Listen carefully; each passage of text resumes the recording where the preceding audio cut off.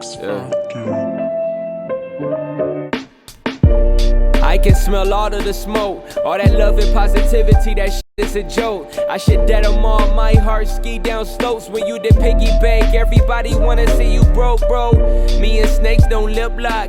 I don't think the feet look good on me like flip-flops. I know if I spit it, it belongs in this Ziploc. They know I'ma kill them, all they hearing is tick-tock. Your time is up. Where there's fire, you see the smoke, yeah. I know liars, I seen them fold, yeah. I'm so tired from all these souls, it's done been a good year. My tires don't leave the road, yeah. Just wanted to talk to you real quick about my friend Patrick Spicer over at Hybrid Human Performances. Hybrid Human Performances is a state-of-the-art training facility located in Lincoln, Nebraska, with reputable coaches that can take you to the next level.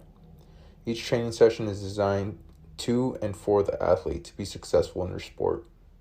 Notable Hybrid Human Performance alumni include cornerback for the Chicago Bears, Lamar Jackson, Seahawks safety, Deontay Williams, Nebraska Cornhuskers quarterback, Casey Thompson, and Lincoln native, Noah Walters, quarterback for the North Alabama Lions.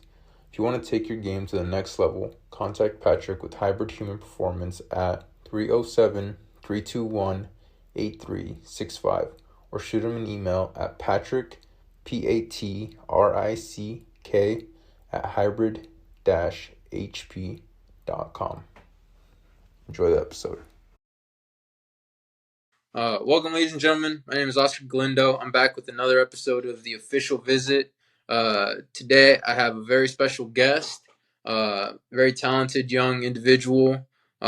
He played for Creighton Prep last year, or this past season, and he is signed to go play defensive back for Northwest Missouri State. Just a dog on the field, man. Just just if you seen him play, he made an impact. I'm sure you probably said, man, this guy's a dog for real. His name is John Pargo Jr. John, how's it going, man? How you been? I'm blessed, man. I'm blessed. How are you? I'm good, man. I'm doing great. Working through these technical difficulties, but we're getting through them. Yep. How's I guess before starting anything off, actually, I just remembered. Gotta say congratulations, man. Graduation. That's huge, man. That's a huge milestone. How's that? It was good. To me, to be honest, it was like just another day, just another accomplishment. But said it could be done, so I'm blessed to be able to go through it and graduate from a prestigious school like Prep. So. Yeah, 100%, man. You got to take those those small milestones on the road to the big ones, man. Yeah. And be able to enjoy those too. So, but yeah, that's awesome, man. Yeah, like you said, getting a great education from school like Prep, that's gonna set you up real good. Especially going to college. But yeah, so we're gonna start this off. We're gonna do a couple pregame questions. Kind of learn, get the ice broken a little bit. All right. So the first one I got is: Do you have any like individual or team like pregame like routines that you guys do? Well, Prep, since being a Catholic school, we got mass before we play. Every game, only about 45 minutes, something like that. Quick little mass. Then my usual thing is really just pop the headphones in. I just play young boy. Yeah. But it depends. Certain games, depending how I know how the game gonna go, or like what I think about the game going into it. Certain games, out of some games I like to be quiet before the storm. Certain games I like to get rowdy up. But a lot of people tell you that I bring a lot of energy in the locker room, on the field. That's just how I am. That's just how I play. But really, just put the headphones in, put some young boy in, do my little recovery, my normal technical stuff, get my legs fresh, get stretched and stuff, get taped, and then get ready to do my thing.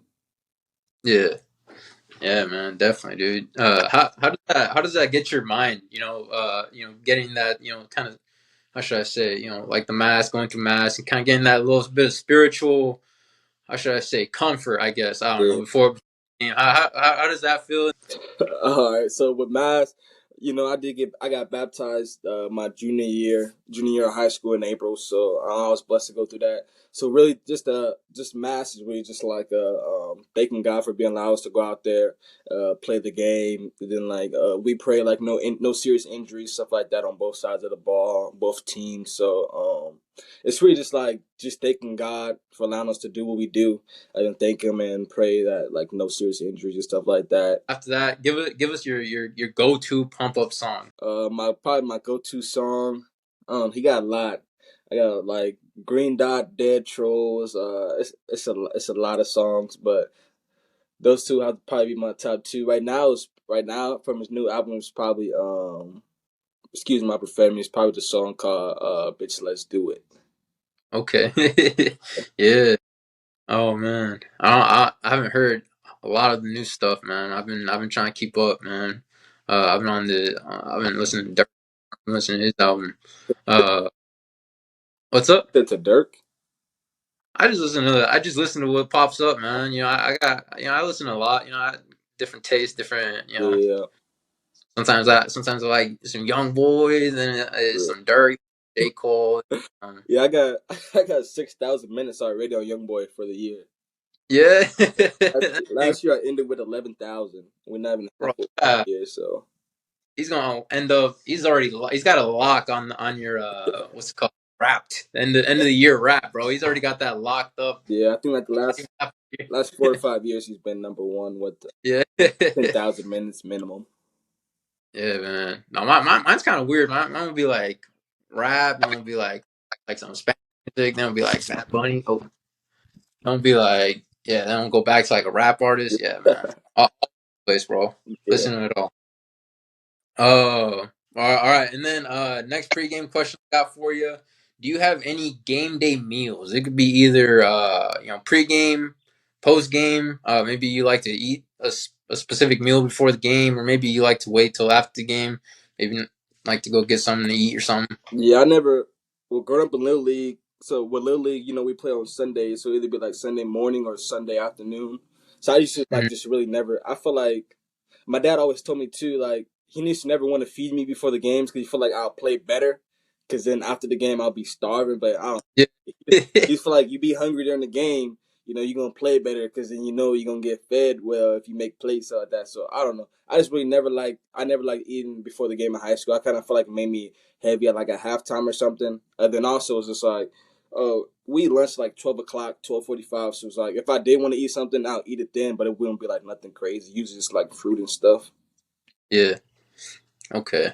Yeah, man, that makes sense, man. There have been like times where it's like halftime and they're talking about, let's go win this game, and you're just thinking like, man, I'm just trying to go get this Big Mac, bro. Like Yeah. I'm just Yeah, some games I do, but I'll be like, dang, bro, I'm starving. But usually I'll be fine with like liquid IV and like I don't really like yeah. eating meals. So like I'm like a very big snack guy. Hmm. So it's like I can eat like a bag of chips and I'll be fine for a couple hours. So it's like Yeah. I'm just used to going 100 off of nothing. So Yeah. Sure, man. So then, mentioned earlier, you're going to play defensive back. You play defensive back, and you're going to go play defensive back for Northwestern State. But do you have a player at your position, whether it be in the pros or in the college level, that you really try to watch and like maybe emulate your game after? yeah, so my two favorite safeties in the game right now will either be Buda Baker or Jamal Adams. I think I'm more of a Buda Baker in a sense, just because Jamal Adams, yes, it's the NFL, and yes, he can cover, but he's like Buda Baker is more utilized, more like can come downhill and can be back there in the secondary, and I can come downhill great, and I can still be in the secondary great. So I feel like I mimic more of Buda Baker, but I like those are probably my two best safeties. Yeah, man, for sure, dude. Yeah, definitely, man. Yeah, I like that comparison. That's a good one, man. Yeah. Because you both definitely got that willingness to just go downhill, just meet it back in the hole, and just get after it, man. Yeah, I grew up playing linebacker, so it was like I'm used to Yeah, being close to line and tackling. yeah. Just kept the same mentality. Uh, so then another one I got for you, is one thing I've seen that you're kind of you hold very close to yourself, and you're take pride in is, you came out of North Omaha, and we'll talk a little bit more about that here in a little bit. But one thing North Omaha is well known for is, dude, they're athletes, man. They got some great talent out there. When you hear North Omaha athlete, what's the name that comes to mind? The first name that comes to mind when I think about North Omaha. Oh, that's tough. Man. I'll say the first name is probably like Calvin Strong. Yeah. Calvin Strong has to be the first name. Then like a close second could be like Gail Sanders. Gail Sanders is actually my uncle, and he went to Central, but I was not. You don't really hear a lot about him though, because he's like older. So I'll probably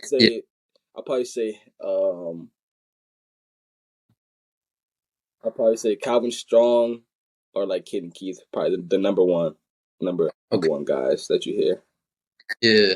All right. Yeah, man. Those are some good dudes. I don't know. Calvin Strong was, I think, he was coming out when I think he was a year younger than me. But yeah, man. I remember we would hear about him, read about him, man. Dude, the dude was a beast, man. Calvin Strong was crazy. Yeah, dude. I had that insane season. But yeah, man, that's all I got for the pregame questions. Now this is a little bit different interview than the ones I usually do on here. I usually kind of just talk about the player seasons and the recruitment. But the one reason why I wanted to, talk to you, and what we've been working on for a while and trying to get this done and stuff. So, but the one reason is, you have such a, how should I say, interesting story, man.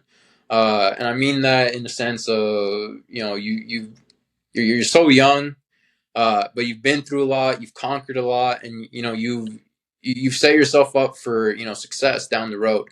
So I don't want to tell too much of your story, so I kind of just want to let you kind of tell us about your upbringing, and then kind of leading up to eventually get playing football for Lil Vikes too, Creighton Prep. So yeah, man, I'll let you get after it, bro. All right, so I started playing football when I was 9. I had a real bad sinus reaction, sinus reaction when I was 8. So I didn't get cleared to play football that first year. That's literally the first time I ever saw my dad cry. Like my eye was like hanging out of his socket, and like I was in the hospital for like the whole summer. That like the doctor wouldn't clear me to play when I turned 8. That's my first time I ever seen my dad cry about like just about anything. Just because like he really wanted me to play football. So then my first year ever playing was with Lil Vikes, and I was on the team. That was when Lil Vikes went open house, so they was like closed in house. It was like 32 teams of them. Then they just like all played each other. But open house is like when we could play like Miller West, like the Lil Wild Junior Wildcats, teams like that. Junior Warriors, like West Side Feeder team, just teams like that. So I mean, the first time I ever came in practice, I was with Marty. I was with Joe. I was with Cayden Russell. I was with I don't know if you remember a kid named you probably know who David Boatman is. David Boatman. Yep. I was with a kid named what's his name? Damon. Not Benning, but it was Damon Jackson. He went to Burke, but he was a wrestler though. I don't think he played football. But it was with him, Tyson Terry, Tyler Stewart, all those guys. Yeah. The Kicking Mountain came down, I think, the year after that. I mean, yeah, I enjoyed Little League a lot. Little League to me really was hard.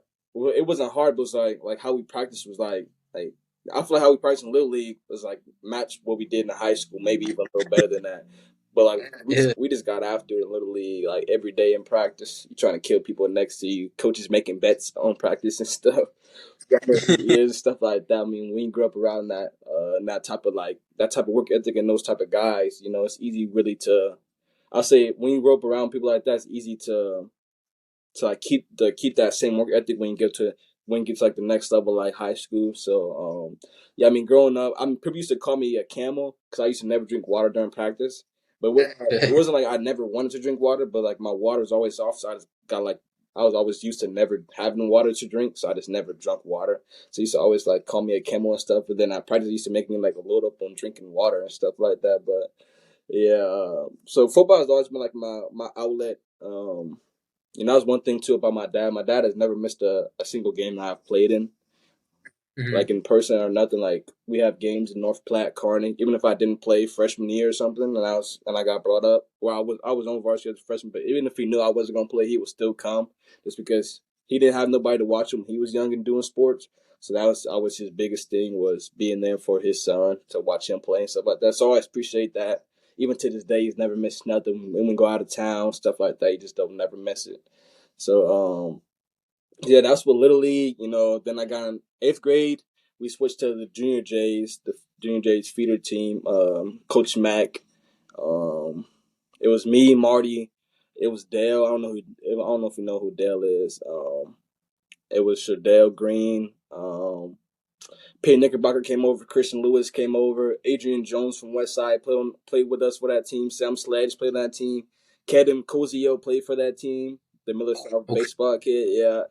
He played for that team. George Egan played for that team. Our fullback at Prep. That team was stacked. Cade Salmons, you probably know who Cade is. He stopped playing football. Robbie played for that team. I don't know if you know who Robbie is, but it was a lot of kids on that team. Names, man. Yeah, there was a bunch of names. So, you know, coming over there, you know, I think they was in the MYFL. The MYFL, that was their second year. I remember we played them the year before that with Lil Vikes, and like killed them by like 60 or 70. But I mean, we did that with really everybody. But yeah, I remember that game. But yeah, obviously went over there. That's when I actually met a person that meant a lot to me. Coach AB, Adrian Bonner. He grew up in North Omaha too. He's good friends with Coach Mack. He sadly got killed like 2 years ago. Yeah, but so we came over there, you know, got into their system and stuff, met Coach Yank and stuff like that. And then that's when that's when we realized we really wanted to go to prep. That brought me what to school wise. You know, I was always a trouble kid and stuff like that, getting in trouble, getting suspended and stuff like that. I was a very big hothead. I used to like throw tables and chairs and stuff in elementary class, like just doing dumb stuff. And then I went to Franklin. It was in the morning. Yeah, like I was just like, I don't know what I was on, to be honest. One thing could just like literally flip my day. That's crazy though, because I was actually at Fine Nail today talking to some teachers and stuff that because I went to Fine Nail my 5th grade year, like halfway through. But so yeah, I almost got a spell 7th grade from Lewis and Clark for doing dumb stuff. I was always like do dumb stuff, just like around girls and stuff, try to press them. I guess I don't know what I was really doing, but my principal name was Dr. Lisa Storba. I'll never forget this lady. She's actually at our graduation, but I'll never forget the lady because she came to her son went to prep and she knew I wanted to go to prep. So like she like sat me down and stuff and just talked to me. He was like, if you really want to go to prep, you know, this is what you're gonna have to do, blah blah blah. So I always hated school. So my 8th grade year when I actually started like doing school and like behaving in school and stuff, like I actually realized that I kinda enjoyed school. I just wasn't there no more to see girls. I actually like going to school, having a connection with my teachers, my grades and stuff like that. So that's when I got into prep, you know. Got into prep. Prep was hard. Prep was crazy hard. Dude. Freshman year, we used to have for like 2 or 3 page papers. You know, coming from OPS, we watched movies. We did like a poster board over a movie, but only requirement was like 3 sentences about the movie and some color added to the board. But they was writing 3 page papers and stuff, and at the Catholic school, so that was a big turnaround for me. It was just the curriculum and then like the things that they do differently out of private school compared to public school. And then, but yeah, I really enjoyed prep. And then I remember my freshman teacher, I'll never forget her, Miss Amy Massick. I used to fall asleep in her class every day. She's my theology teacher. I used to fall asleep every day. I didn't know nothing in that lady class, but something just sparked second half of freshman year. And I just knew everything. I would never fall asleep no more. She just really showed me that she believed in me, so I was always thankful for that. She sparked my curiosity with being a Catholic and stuff like that. So it led me to getting baptized and stuff. So I was always grateful for that. But even through all those years, you know, my main 3 guys are still Marty, Joe, Cayden. So, you know, I'm blessed to have a group like that. You know, just because a lot of those guys that I grew up with don't go to the same school no more, don't mean like we're not good friends, like me and Keegan, Tyson, Caleb Benning, people like that. So it's just like Ravion Brown, he played on that Lil Vikes team too. So it's like people like that, just because we don't go to school no more don't mean we're not close. But I was always been like thankful, especially to those three. You know, we all made the jump to Little J's, even though when a lot of people kind of hate us for it, took a lot of stuff for it. Even when we decided we really wanted to go to prep and went through prep, you know, took a lot of hate for it. But you know, it is what it is. Still thankful for those three guys. Yeah. Yeah, definitely, man. So yeah, you know you gave us a lot, man. You know you gave us a good rundown of kind of your playing career and kind of a little bit of your background. So kind of tackle it here and there. I guess you know we'll start off with like you mentioned, man. Your guys, bro. Marty, Joe, Cayden. You know you guys all started off like you said with you know Junior Vikes and now you guys are all headed to play. You know Marty, Joe, and yourself are going to play college Yeah, ball, and then Cayden. Kid at the Did he? Caden Russell. No, he had the opportunity to, but he decided he just want to call it quits and just come back and coach or something. Yeah. But even then, you know, he had a good impact that you know the last year. Tell me what it was like having them like you said when you guys didn't really have a whole ton of support. You know, outside. When switching over to prep, and then you know, just what it meant to you having those players, how you guys challenge each other, you know, on the field and off, and kind of just how you got you know growing up with with those guys, like you You said. know, it's really a blessing to have them with us. To have us all together like that, especially because you don't really find like a group of guys like that, especially because you know like Coach Burrell, right? Coach Coach who? Burrell. I'm not sure now. Well, he's a coach at Prep, and then now he's at the coach at Mount Michael though. But you know, Coach Burrell Oh, always tell us like to make sure we really stay close, just because it's hard to find like a group of guys that you really grew up with and stay tuned. So you know that's kind of what this shirt mean. It's called Vox Village of Excellence. yeah, So a village of excellence, we just like anybody that you feel like support you. So you know, because you ever heard the term like it takes a village to raise one. You know, yeah, but yeah, basically what that means. So you know, growing up with the twins and Russell, you know, it's been a blessing. We challenge each other every day on on the field. I made a better play than you, then he gonna make a play. And now make a yeah, play. It was like we send our GPA in the group chat, or send like what we got on the test in the group chat because we was mostly in the same class a lot of times. So it was like we send our test score. Hey, I bet you didn't get this. Then he boom boom boom. Oh, I got this. Then just stuff like that. So always competitive. In the classroom, in the weight room. That's my main people I live with, just because we're gonna push each other. Because when it just means something more to you, and it's not really that much minorities I prep to, so it's like the ones that we do have, we really try to stay close. So to have those three in that group too, in the minority group I prep, just really made it much easier. yeah. Definitely, man. Yeah, and you said, like you said, man, you hit it right on, hit the nail right on the head, man. You know, it's good having that circle, man. That's gonna you know be able to whether it be about sports or not, just being able to check in with each other, be like, hey, man, you good? You Yeah, good? Yeah, I'm good, man. All that kind of stuff, man. Because at the end of the day, you're gonna have a lot. You guys are all gonna have a last day of ball at some point or another. yeah. But maintain those relationships, man. That's super important. But it's interesting hearing you talk about challenging each other because the thing is like you three were three top dogs, but when you look at your guys' roster at Prep, man, you guys were filled with Yeah. those alpha dogs. Is you guys, and then there's of course Sam, there's George, there's Rocco. There's all these dudes, man. A lot of players that are going D1 and playing college ball and stuff like that. So kind of tell me what it was like playing in that locker room, being surrounded by such a cast of dudes, man. It was really great, to be honest with you. I mean, part of me, I got brought up as a freshman. A part of me kind of wish I got to play like freshman ball, just to experience like that, come up with those guys. A lot of those guys did play freshman ball, and then got brought up maybe like JV at the end of the season, Mhm. then like Suda varsity. But I kind of wish I got to play with those guys really when I was a freshman too, because me and Sam got brought up. But it's really great watching our group of guys grow, especially like sophomore junior year. We knew that like when we became seniors, it was going to be it's gonna be ride or die really, just because that special bond that we had. We hung out, try to make sure we hang out a lot in the off season, especially going into that senior year, because we said, if we're gonna go for a title shot, we really got to make sure our bond is strong. In this case, something happened in the game, we can still trust each other, stuff like that. But practice was challenging.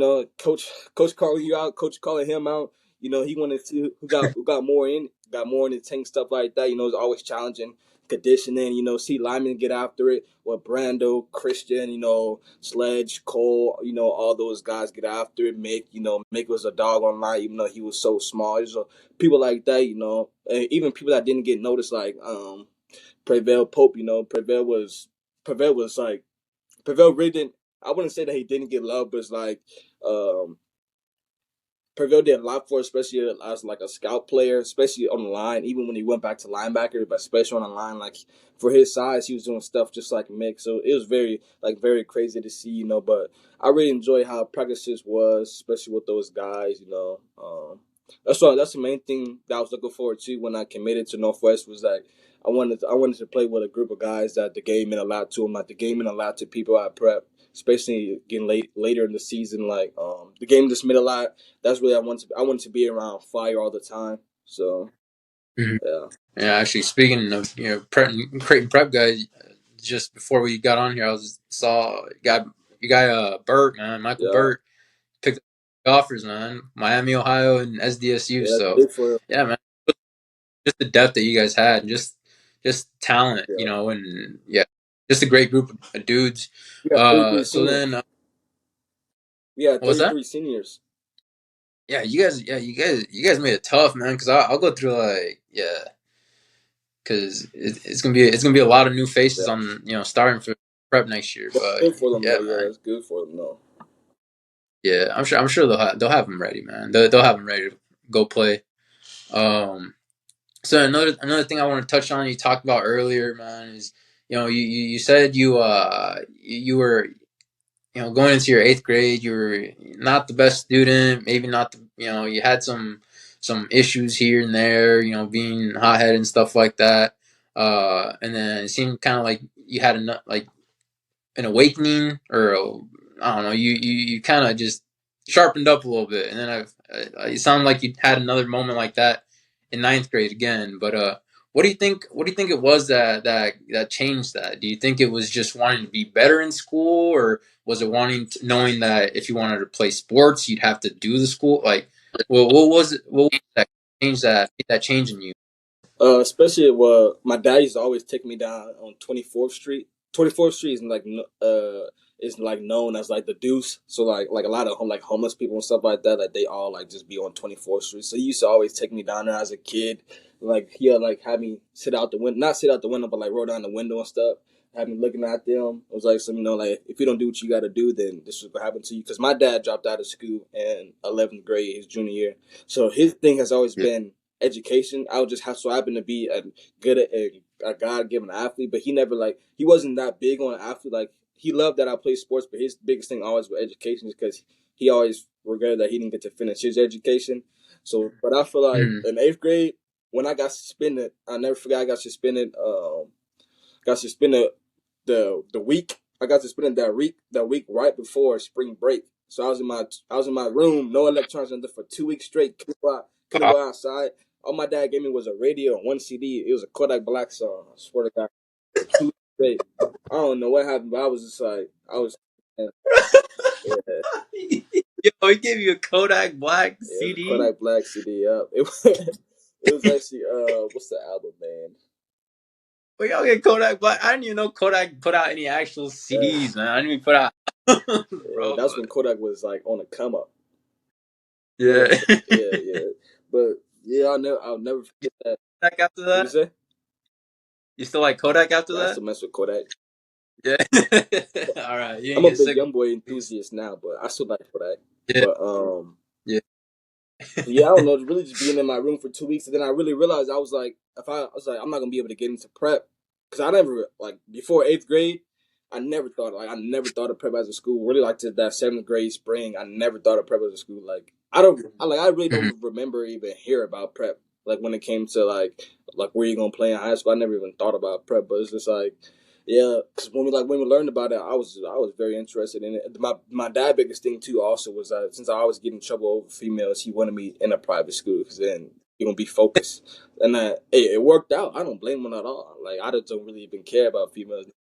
Yeah. But I'll probably say yeah. Then I really realized, if I keep doing what I was doing, I'm not gonna be able to play with the twins and Cayden no more. I'm not gonna be able to go to prep, and I really wanted to go to prep with them. So I was just like, let me change how I am. So then, boom, because they really didn't even. I was really on the what's the name, like on the borderline to go to prep, but some people I prep, some teachers I had some good recommendations from people from Lewis and Clark. They said all I really needed their faith in me. Coach Yonk really talked to the mission office too. Same with like Miss Kennahill, some people in the building, Coach Burrell. They just let him know, like he gonna come in here, he gonna handle his business. He not gonna do nothing dumb. So they really just took the shot on me, and I'm thankful that they let me in. That's an interesting story, man. So it kind of sounds like you like I don't want to put words in your mouth, but it kind of sounds like the kind of the main driver is the education part. Like you said, you're a God given athlete, you're a great athlete and all that. But would that be fair to say that your dad's push on your education is kind of what kind of propelled you to start making those changes? I say yeah, especially because in high school I knew like if I wasn't doing what I had to do in the classroom, I wasn't gonna get in the field. Cause my dad like always started me with football when I was a kid, but I knew like he would never really want to take it away from me just because he enjoyed watching me play a lot. But then like when I got into middle school and high school, I was like, at that point in time, it's not my dad responsibility no more. Like it's my responsibility. But if I don't do what I do, I know the coach is not gonna play. I'm not gonna be eligible. So I'll say my biggest thing really too in middle school, like really when I got into high school, is always like just be eligible before you can play. So that was always my biggest thing. But then that's when I was just like, why not just like do the whole year instead of just trying to be able to eligible before I can play, which I knew I'll be eligible, but it's just like instead of doing it for that them 5 months, why not you do it for the whole year? So that's really just kind of kicked it in. And then I don't really had to start to like. I like to see my GPA rise. Like I don't really care about it until I got to high school. Then I got to high school, like it was always low, and then I was like, oh shoot, like it's rising. It kind of made me happy. So then I just try to keep doing that. Well, yeah, man. How did that seeing, going through that experience of driving down 24th Street and seeing, kind of the negative side and what could be if you don't really apply yourself, how did that affect you? And, because it seems like I said before, you really have a kind of take pride in the fact that, you're a North Omaha product. You came out of a tough environment and now you're going to a place, you know, set yourself up for success.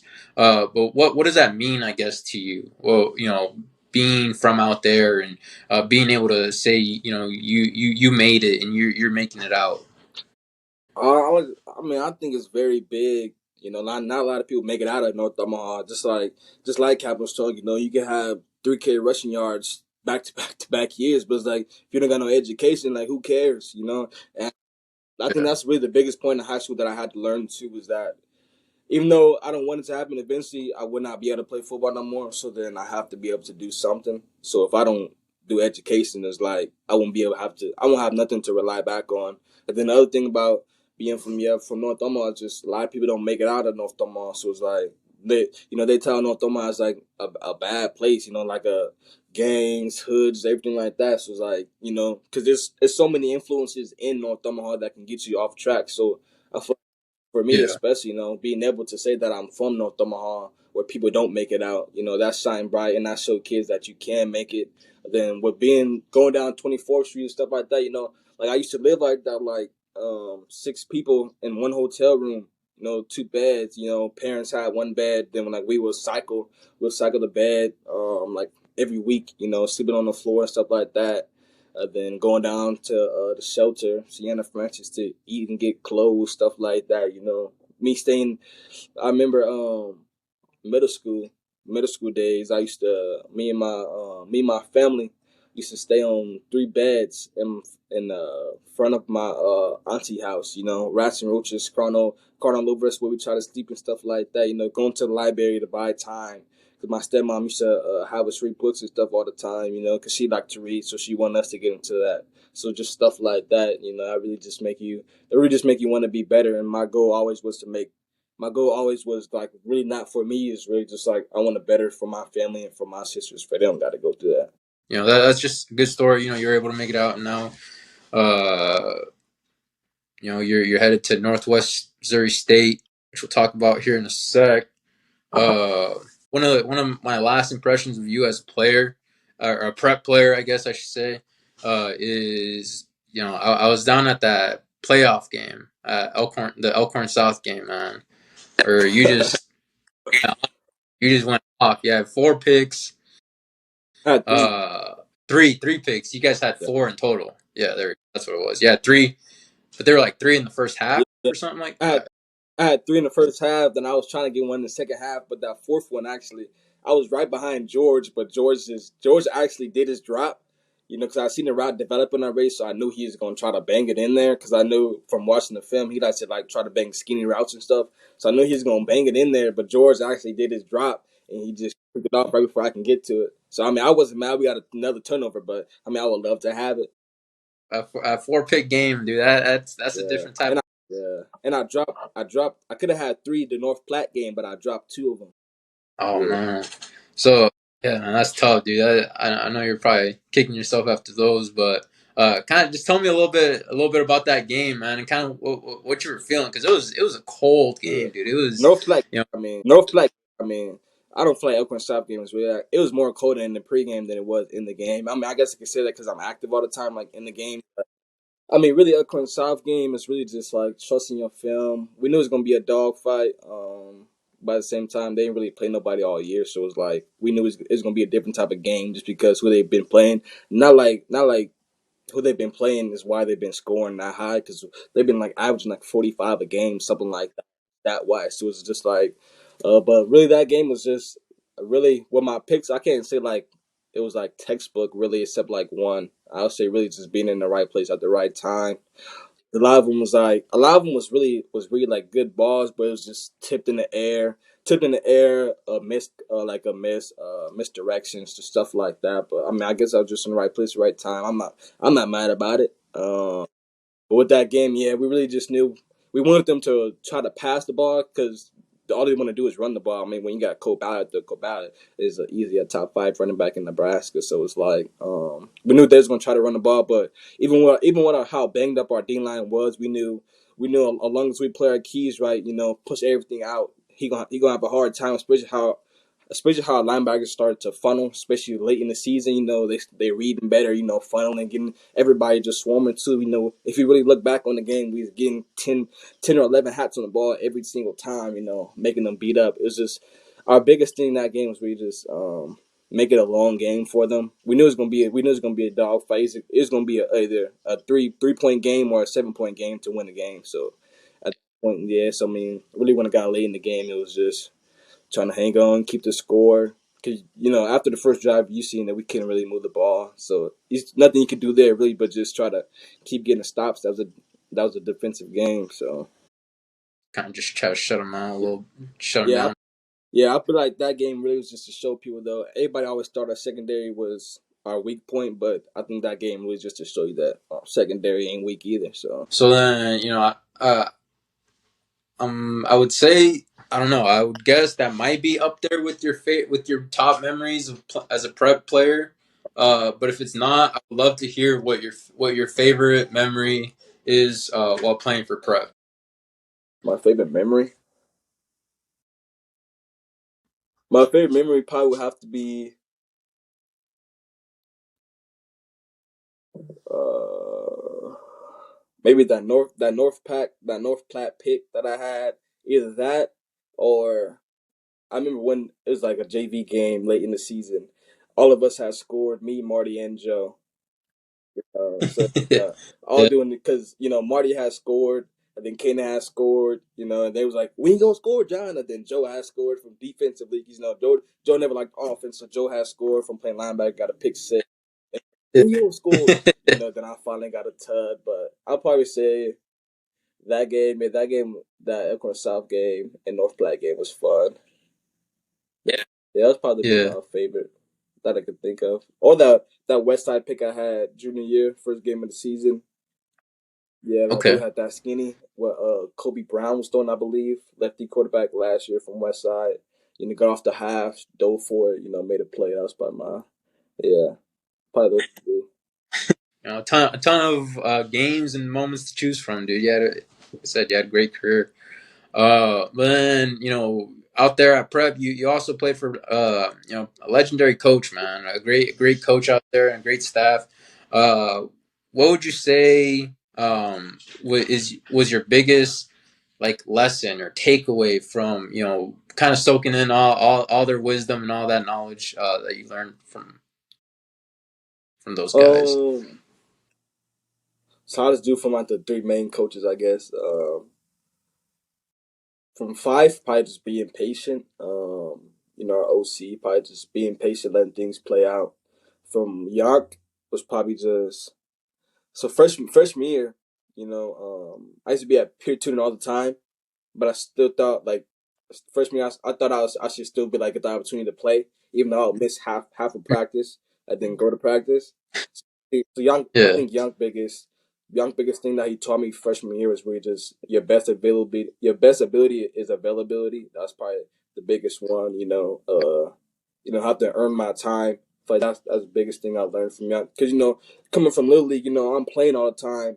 From not playing, that could really hurt a kid. I feel like that really hurt me, especially school wise. But that's when I just had to like buckle down and realize like that's life. I can go to college right now and I might not play for 1 or 2 years, but it's like, are you gonna work Mhm. for that time? So I feel like that's the biggest thing. And then Moose is probably just trusting my eyes and stuff. I feel like I had a lot of I feel like I had good IQ already like coming into high school, but I feel like with being with Yeah. Moose, and how he came from like a couple different colleges and how he coached. A lot of people were scared how he coached. I didn't mind it. He's a yeller, but I didn't mind. I didn't mind him yelling, because I was aggressive. So it's like I don't mind if that's how you coach. That's how you get after him. I'm a different type of kid, so than a lot of other kids. So I feel like how you coach, I didn't mind. So with Moose, I'll probably just say really just like film work and stuff like that. I would watch film almost every day in class. Like if he wasn't something, I was on Yeah. my iPad watching film. So probably just that and just trusting your instincts. And we have with Burrell biggest thing that he taught me really is just trusting your instincts and trusting your speed and believing in yourself. Mhm. Definitely, man. Good. Those are good. Some good lessons, man, from some Yeah. great I coaches, feel dude, like for most of sure. that. I feel like most of that. So especially my senior year was just believing what I seen on film, knowing that it's gonna come, and then believing my ability and trusting my instincts and stuff. If I feel like it's gonna be there, jump it. You watch a lot, especially watching a lot of Ed Reed. He said you can't coach instincts. So There you go.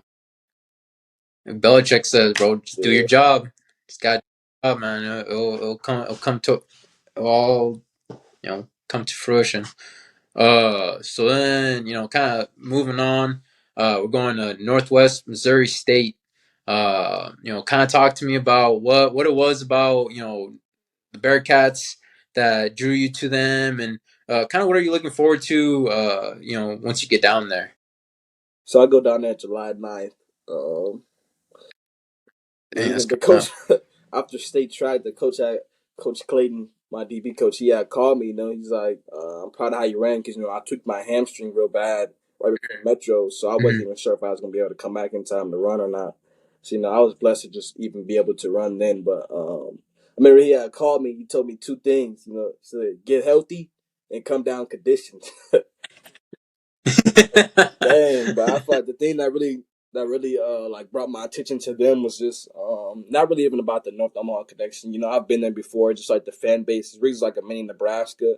I feel like they could Mhm. they could easily play with Division 1 FCS teams, if they just get like a bigger town and stuff like that. But the division don't really matter to me. I feel like a lot of people get caught up in, I gotta go D1, I gotta go D1, but your path don't gotta be different. I was one of those guys too, like if I'm not D1, I'm not gonna play. Like I remember freshman, sophomore year, every teacher that asked me about football, what do you want to do? I said I want to go to Alabama. Like if I didn't go D1, I'll say I was gonna be done playing football. But that's when I just like Yeah. reality hit. Especially having that hip surgery junior year, just kind of threw my recruiting off the board. But with them, they win a lot.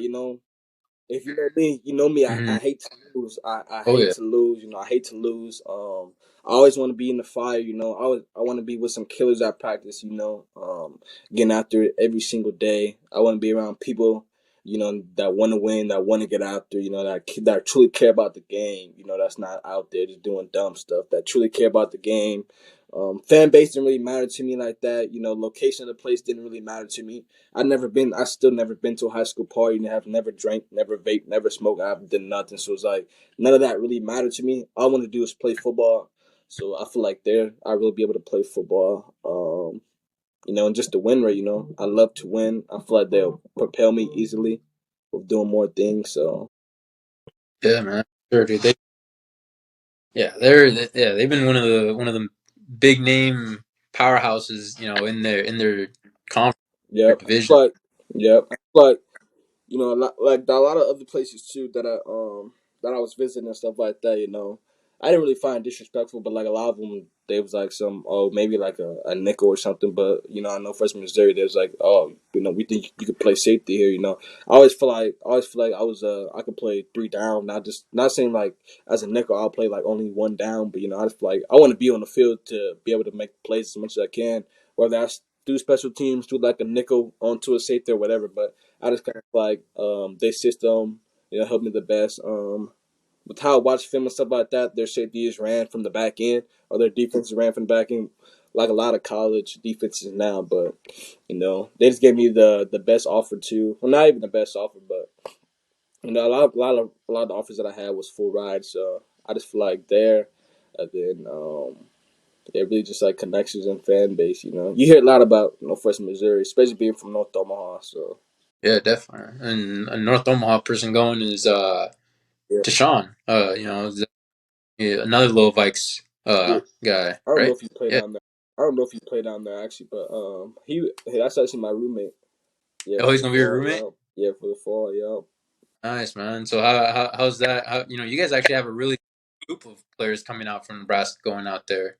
Have you guys kind of been in contact? Kind of Yeah, talking up and yeah, kind of yeah, get to know yeah. There's a each other? there's a group chat. Actually, a couple people from Florida and stuff, Florida, Missouri, Kansas. But I mean, people from Nebraska. Not really. None of them really talk like that. The main person I talk to from that group chat, I'll probably say that's going down there from Nebraska is probably either Tayshawn, Grant Berry from Lincoln Southwest, or Ethan Stir from Gretna. That's probably the main people I talk to, just because I either played against them or like we're relatively closer, like in location wise. Like some people that's from Nebraska is like from like small town. Like I just don't know who they are. Like never, like I think it's a dude from like Lincoln Lutheran or something. But like I don't think he talks up in a group chat. So it's just like yeah. I mean Hey man, a lot of, you don't need to talk. You just yeah. But just like he just don't talk for people to know who he is. Like people like when they first made it, they was just like they make the group chat to talk about like who they are, what position they play, stuff like that. But like some of the kids wouldn't even say nothing, which I'm not tripping. I don't really care what you play. We all coming in at this point. It's college now, so it's not like it's high school level. So yeah, man. That's the thing, dude. You hear all these stories of this guy came in as a tight end, now he's getting drafted as a yeah, O lineman or some yeah, crazy story like that, So, but yeah, it's good. It's good to start making those connections, man. I mean, eventually, you guys will all, get to know each other and whatnot. Outside of phone screens and stuff like that. So, uh, is there anything you're looking forward to outside of football? Is it? I've never been out to Maryville or anything. Is it? I mean, ain't really nothing there. Yeah, I mean, I guess the main thing I'm looking forward to is really just probably like the sunsets. The sunsets, you know, I love watching sunsets. That's one thing about me. I guess I could have said that from my pregame ritual. If we play whatever our game day was the day before that night, I would always watch the sunset. You know, I was just a habit of mine. Like I had to do it. Like I just had to do it. So I guess that, and then probably just like learning more. My major is sports psychology, so probably just learning more about that. Nice, man. But yeah, I graduated in psychology, so yeah, man, it's an interesting field, Yeah, man, for sure. yeah. Yeah. But what is it about sports psychology that you like to do? I've always been fascinated with psychology, but the reason I picked sports psychology is because if I'm not able to play the game, I still like to be around it. Then like a quote that Nipsey Hussle has said that I actually got a tattooed on me was just like the quote name is just like I just didn't quit. Like you can feel every emotion in the game, but the difference between a lot of players is that some just quit even when they're right there on the brink of peaking, and some just don't quit. I just was one of the ones that just didn't quit. So I feel like, especially since I felt every emotion from the game, happy, sadness, angry, stuff like depression. So I just feel like once you really experience and you know the game well, especially for, I mean, like I haven't been playing the game as long. Maybe it was like Marty or like Cayden has. They've been playing for this since they was like 5 or 6. So that's a long. That's a long time. That's always 12 years already. So it's just like I'd like to be around the game. Psychology has always spiked my interest. So I just feel like that'll probably be the best field for me. And I just can't, like, I gotta do something that really interests me. I really don't want to do it. So it's just like, Yeah, I feel that, man. No, for sure, dude. I've said it a million times, dude. The last frontier in sports is psychology aspect of it, the yeah, mental aspect. I've yeah. always said that. Nutrition, they've made huge strides in that. Fitness, all that kind of stuff, equipment, technology. But the mental aspect, dude, that's gonna be the last frontier. The ones that have conquered it, I feel like LeBrons, the Tom Brady's, like all That's all those mental, guys. yeah. That's all mental, yeah. You can't train, or you can train that, but it's gonna be hard to train that. That's what I always said. You either got it or you don't. You can develop to have it, but like when you have it, you gotta have it. You can't just have it. 100%, dude. Yeah, man. Yeah, it's something that I find very interesting too. So I'm excited to hear that that's something that you're going to be going into, and hopefully after you bring will win a Super Bowl championship or something. Get a couple things, get That's a a gold plan. jacket. That's a You're, plan. you're Plan. you're in some psychology books and discovering some cool things in On sports some psych. on some David Goggins stuff.